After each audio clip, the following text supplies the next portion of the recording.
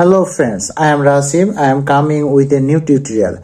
How to get a clean Android mobile phone storage. Before that, subscribe my channel.